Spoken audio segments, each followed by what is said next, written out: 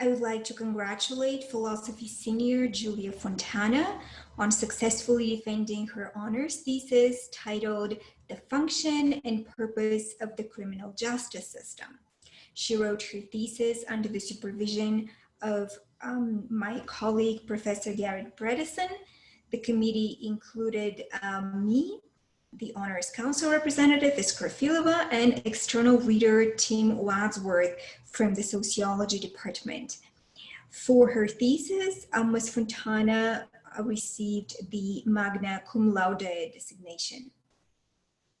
In her thesis, Ms. Fontana discussed the proper role and justification of legal punishment.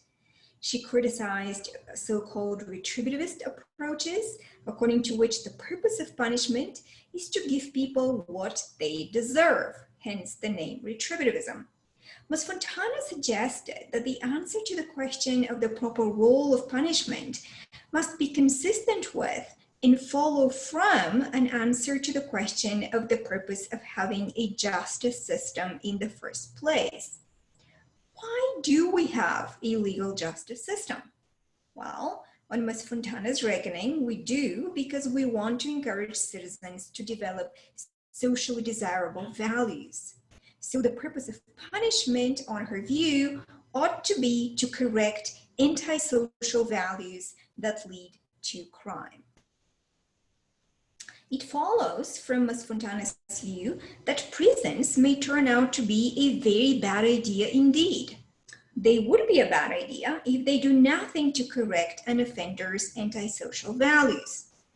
Ms. Fontana argued that if this is the case, we ought to look for types of punishment that help achieve what she takes to be the central purpose of the legal justice system, namely to instill socially desirable values in citizens.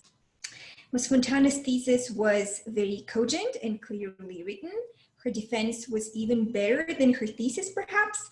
The committee had many challenging questions about her project, such as whether the purpose of the justice system is really to instill socially desirable values. We don't, after all, send people to prison for being mean jerks unless they've broken the law, while we punish people of otherwise good character if they happen to break the law on some particular occasion.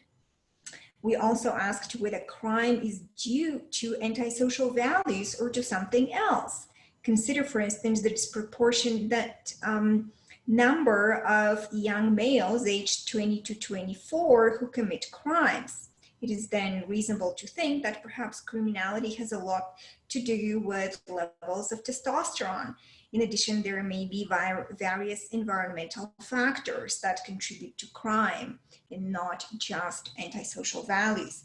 Ms. Fontana was very quick on her feet and she handled questions really, really well. It was a pleasure for us to discuss her thesis with her.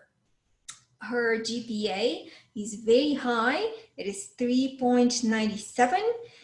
And the committee had no doubt that she deserves a high Latin honors designation.